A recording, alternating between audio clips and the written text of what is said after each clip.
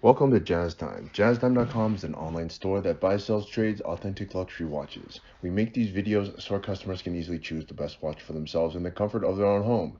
If you like this watch and would like to purchase it at the lowest price anywhere online, click on the link in the description below to buy it at JazzTime.com. Today, I'll be reviewing the Rolex Cosmograph Daytona in yellow gold with a white index dial.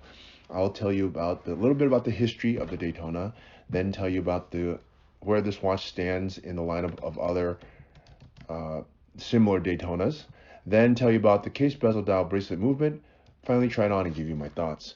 So let's start with the history. Now the Daytona has been around for quite some time. I believe it was released in early 60s, I think something like 1963, around 10 years after the uh, release of the GMT and the Submariner, which are also big collections of Rolex. Now, the Cosmograph is the most complicated sports watch that Rolex makes, and it's probably also the most prestigious, and it's also the most expensive. And they also have the most number of variations of it. And rightfully so, it's a very beautiful watch. It's quintessential Rolex. It was released in 1963. It's named after the famous the Daytona race, as you could imagine, and it has racing-inspired themes throughout the watch, which I'll go through when I start talking about the watch itself. And the main thing is that it calculates elapsed time. As you could imagine, in racing, calculating elapsed time would be of importance. And so this watch does that. It actually can even calculate the speed using this tachymeter here. All right, anyways, that's a little bit about the history. Now that there's a lot of history to it. I mean, 1963 is 60 years old, more than 60 years old by now, but there's not a history lesson. There's been a lot of variations of it. So let's talk about the next section, which is where does this watch stand in the lineup?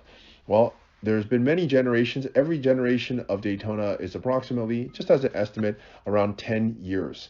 And this generation, which is reference 126508, was released in 2023. They revamped the old version, which began with a 116, and replaced it with this reference 126. The old reference, which is 116, was approximately 2015 to 2023. So something like an 8-year, almost 10-year run. There's some very minor differences, which I'll go through with you when I start talking about it. Where does this watch stand? Well, this one's all yellow gold, as you can see. They make many variations of it. They make it on a rubber bracelet with a ceramic a bezel, on steel and gold, yellow gold as you see here, rose gold, white gold. They even make it on platinum. It's the only sports watch that's actually made on platinum, by the way. So it's quite a prestigious. They save the most prestigious metal, which is platinum, for their most prestigious watch, which is the Daytona. So that makes sense, which is why I call this their most prestigious line. And I think Rolex would probably agree, given that they've put the most amount of variations, effort behind this watch, and it's the most complicated and the most beautiful in my opinion. So let's start talking about the next topic, which is the case. Let's start with the case and how it is different and I would say better. I don't know if better is the right word, but it's definitely different than the other cases. Let's start with this. It's made out of yellow gold. Rolex mixes their own gold foundries, and to ensure the proper combination of yellow gold, palladium, platinum, copper, whatever it is that they use to make this mix, other alloys to give it this yellow color. No surprise there. The case itself is 40 millimeters from my thumb to my index finger. What makes it special is that even though this is a complicated watch in that it has a chronograph, which is what these three subdials are, it's still approximately only 12 millimeters thick, not terribly thick. And considering that's a chronograph, a lot of other chronographs, as soon as they add this chronograph, it adds a bunch of thickness to it. But it's just about the same thickness as a Datejust or any other Rolex. They don't. It's not particularly thick. Not even thicker than the GMT, which uh, is a little bit surprising considering that this is a chronograph, a complicated sports watch. All right, well, that's the thickness. Oh, now, what is special about this case is that it's one of the few, when I say few, there's one other that uses this very similar case, but the case here is an Oyster case, and it's very slim. The lugs are curved, and I think that is because this watch, it has racing heritage to it, and it only makes sense to put a curved case on a watch that would have a racing heritage, kind of like a race car. And other watch that has this is the Yachtmaster, which also, by the way, has racing heritage. So I don't think it's a coincidence that the two racing heritage watches have a curved case. What I mean by curved is if you look at the Submariner, it's very blocky because that's not a racing watch. Or if you look at the GMT, the same thing. It has a very blocky case, very angular case, whereas the Daytona is very sloped. And it when it does that, it makes the watch not only look a little bit more sleek, but actually for some reason it also feels a little bit more sleek and just form-fitting. And being at a nice comfortable 40 millimeters, that the Daytona is one of the best fitting sports watches on the market, and probably will remain that way. All right, so that is the case. Let's move on to the bezel. Now the bezel, if you buy this watch in full gold as you see it here, the only option you can have is a gold bezel, which is not a bad thing. It gives a harmonious, continuous look to the watch. They do make a yellow gold with a ceramic bezel, but it comes on a Oyster Flex or a rubber strap, also known as a rubber strap. The configuration that you're looking at here is in all yellow gold, so the bezel is in yellow gold. It has this tachymetric scale that you can fiddle around with it.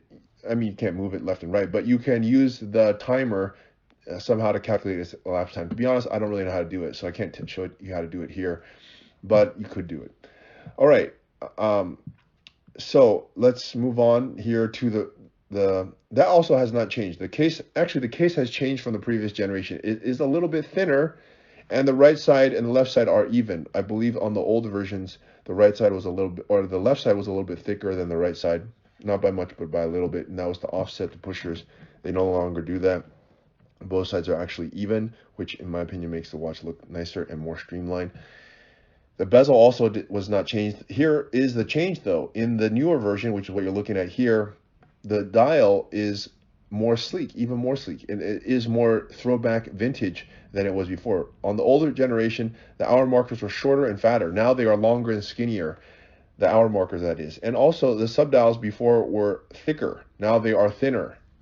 They're actually the same size, I believe, but in terms of the thickness of the ring that goes around there, which is that yellow part that matches the rest of the watch, it is thinner.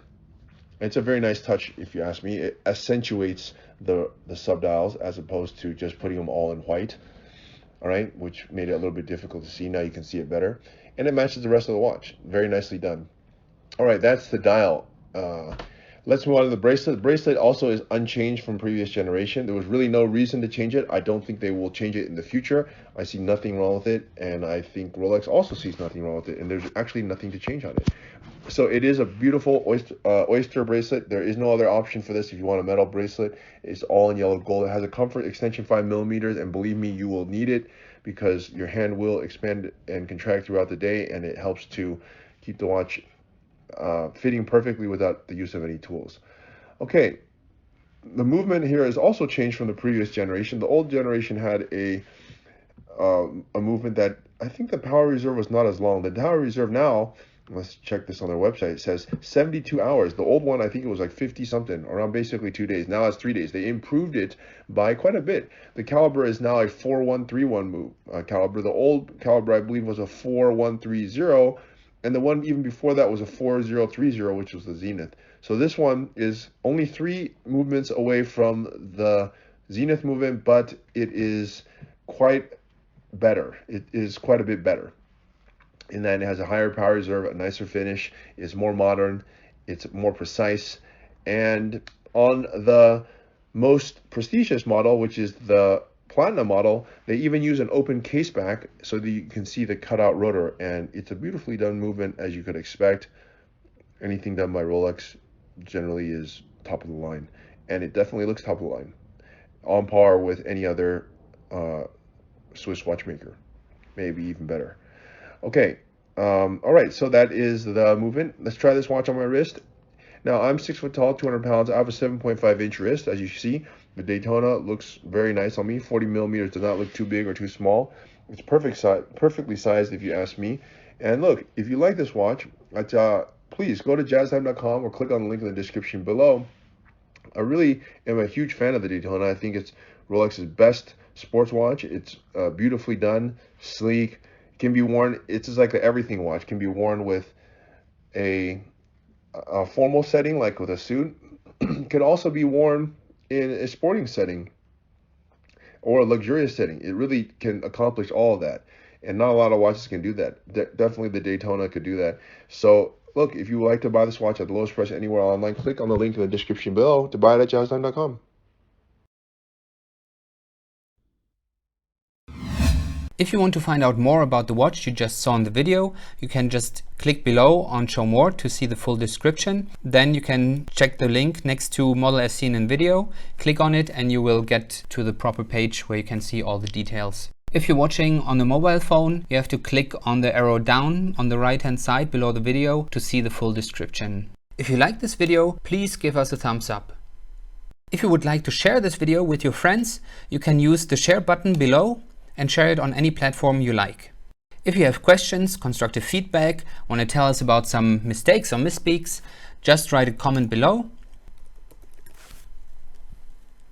If you want to see more videos like this, you should subscribe to our channel and visit our channel page where you can find all the videos. And if you're interested in a specific watch brand, you can check out our playlists. If you want to check the price for a watch or want to buy one, remember at jazztime.com you always get a steep discount, so you should check the prices with us. If you want to know the price for a specific watch, just go to Google, type in JazzTime, plus the brand, model and the details you're interested in, and Google will find the right page for you.